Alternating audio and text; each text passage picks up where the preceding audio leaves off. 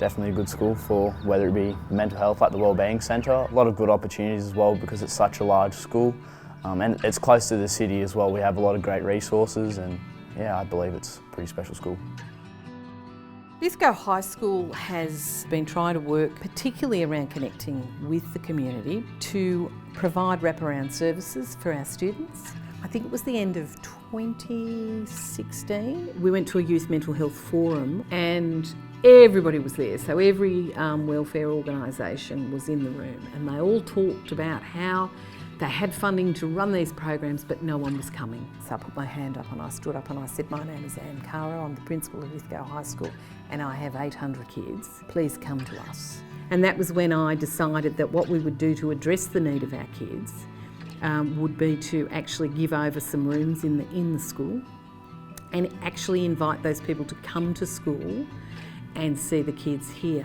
By us putting a centre within the school, it means that we can advocate for the kids. We can let them know what services are available, make an appointment, let them know, remind them and go and get them and take them to their appointments, all in a very confidential, private manner. We live in a very disadvantaged community, so there are a lot of people experiencing ongoing trauma, stress, mental health issues, so it's a really wonderful thing for us to be able to address those issues while the kids are at school.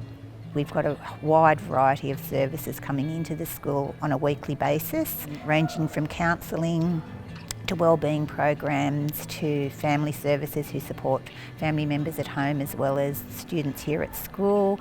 We've got services for children who are homeless or at risk of being homeless. We've got drug and alcohol, a huge variety of services that are really specific to the needs of the students in our school and the wider community. And I feel like it's just a great resource for young people who are struggling, might have problems at home. Like it becomes a safe place for them. Especially in a smaller community, it's hard for people to understand the concepts of mental health.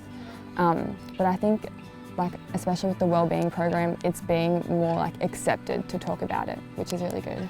I think that without the hub, I'd be floating alone. Yeah, so they really anchor my service into the school and make sure that what the kids are doing in links isn't something that's going to detract from other parts. Or if they want them to do another program for a term, we'll talk about it. And it's just a very supportive environment where people are really open to new ideas or trying new things. Emotions are things you learn. How to regulate emotions are things you can learn. Being resilient is something you learn. So it's all learning. It's just not academic learning. As a youth worker in the schools, I really find within this program the most amazing thing to see is a student who has never handed in anything in their life hand in their first assessment task. And be proud of it in themselves. When the kid who has never done anything but bully starts to be kind to somebody else. That is a great moment for me. The students have embraced it too. Lots of kids self-refer now or bring their friends once they've had a successful experience. So I think that as a community within the school and further afield with the service providers, there's a very high interest and commitment to wellbeing, and I think there has been a really positive change in that way. And we've had over 800 visits in the 2018 school year and on track to surpass that this year.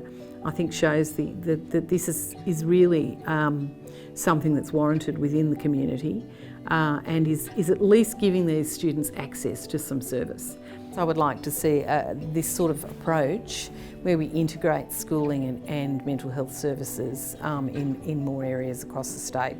I think that it's worthwhile, very worthwhile. And I think that, we talk about, the importance of mental health and so on, but we need to get to it before it becomes a life-crippling disease for young people.